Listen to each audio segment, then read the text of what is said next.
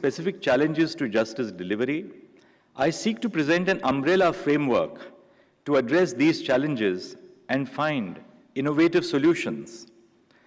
It is utopian to think that there will be a day when we will find perfect solutions and no challenges to justice delivery. However, it is definitely not utopian to aspire to a world where nations, institutions, and most importantly, individuals are open to engage with and learn from one another without feeling threatened or belittled. It is in this engagement that I believe lies the framework to find mutual solutions.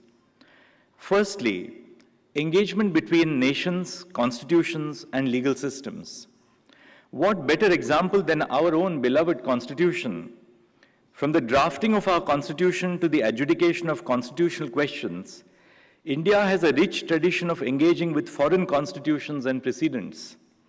It is often argued, and I tend to agree, that our openness to draw from foreign is transformative. It is more likely that foreign experiences will be drawn as inspiration of how such transformation is possible on several issues. In a number of my own judgments, and that applies to my colleagues in the Supreme Court, we survey the position of law adopted by international organizations and various national jurisdictions. I have found this to be a worthwhile exercise to not only contextualize answers to constitutional questions, such as public interest immunity claims for non-disclosure, but also commercial law questions like remuneration of arbitrators. India has a relatively infant law, as legal discourse goes, the Insolvency and Bankruptcy Code of 2016. And we have drawn extensively from jurisdictions such as the UK, the US, Australia, Singapore, only to name a few jurisdictions. Knowledge sharing is, of course, a two-way street, with decisions of the Indian Supreme Court being regularly cited and relied upon by foreign courts faced with thorny questions. At the administrative level too, the Indian judiciary must remain receptive to collaborating with various nations. India has played a pivotal role by constructing the Supreme Court buildings in Mauritius and in Bhutan.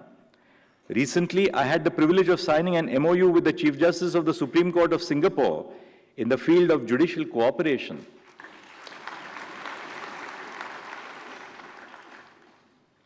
Chief Justices coming from diverse jurisdictions such as Kenya, the first woman Chief Justice, the Chief Justice of Mauritius, Chief Justice Sundaresh Menon of the Singapore Supreme Court have all collaborated with India and have visited us in the recent past.